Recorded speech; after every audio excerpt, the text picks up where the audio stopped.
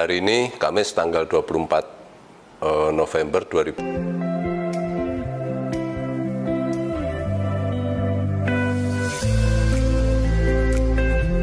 Korupsi merupakan perbuatan ataupun kejahatan yang luar biasa atau bisa disebut extraordinary crime. Korupsi merupakan penyalahgunaan uang negara, perusahaan, yayasan, organisasi, dan sebagainya untuk kepentingan pribadi maupun orang lain.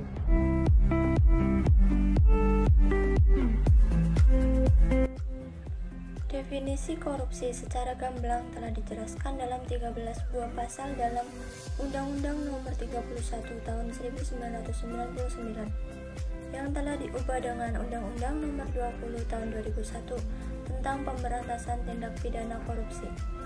Berdasarkan pasal-pasal tersebut, korupsi dirumuskan ke dalam 30 bentuk atau jenis tindak pidana korupsi yang kemudian dikelompokkan menjadi 7 jenis besar, yaitu 1. Merugikan keuangan negara. Merugikan keuangan negara merupakan perbuatan melawan hukum yang merugikan negara, seperti memperkaya diri sendiri. Yang kedua, perbuatan curang, yaitu melakukan perbuatan curang agar bisa menyelamatkan atau menguntungkan satu pihak. Yang ketiga, penggelapan dalam jabatan, yaitu menyalahgunakan wewenang atas suatu jabatan yang dimiliki. Yang keempat, pemerasan. Pemerasan adalah memaksa orang lain memberikan sesuatu atau mengerjakan sesuatu untuk dirinya sendiri. Yang kelima, benturan kepentingan dalam pengadaan, yaitu memiliki kepentingan pribadi atas wewenang yang dimiliki sehingga dapat mempengaruhi kinerja. Yang keenam, gratifikasi, yaitu pemberian uang atau natura secara cuma-cuma baik di dalam maupun di luar negeri. Yang ketujuh, ada suap menyuap, yaitu pemberian uang atau menerima uang yang dilakukan oleh siapapun yang memiliki suatu tujuan tertentu.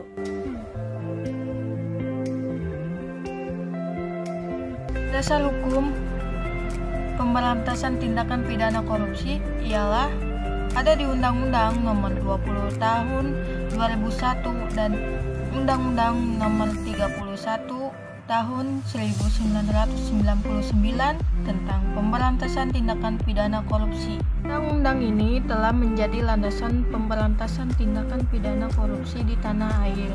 UU ini menjelaskan bahwa korupsi adalah tindakan melawan hukum yang dimaksudnya adalah memperkaya diri sendiri orang lain yang merugikan negara atau perekonomian negara. Definisi korupsi dijelaskan dalam 13 buah pasal dalam UU ini. Berdasarkan pasal-pasal tersebut, korupsi dipetakan ke dalam 30 bentuk yang dikelompokkan menjadi 7 jenis, yaitu ada penggelapan jabatan, pemerasan, gratifikasi, suap menyuap, benturan kepentingan dalam penggandaan, perbuatan curang, dan kerugian keuangan negara.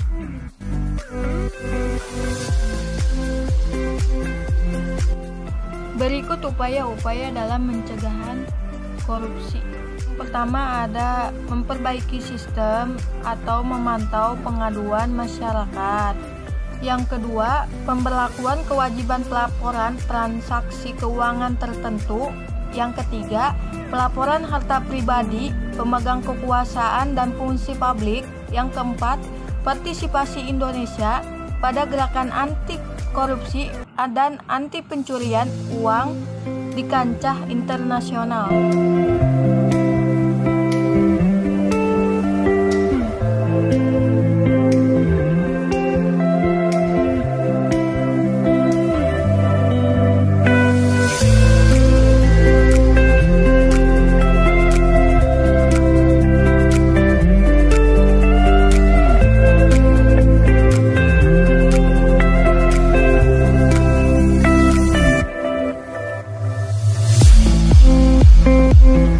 Cara menanggulangi perilaku tindak pidana korupsi.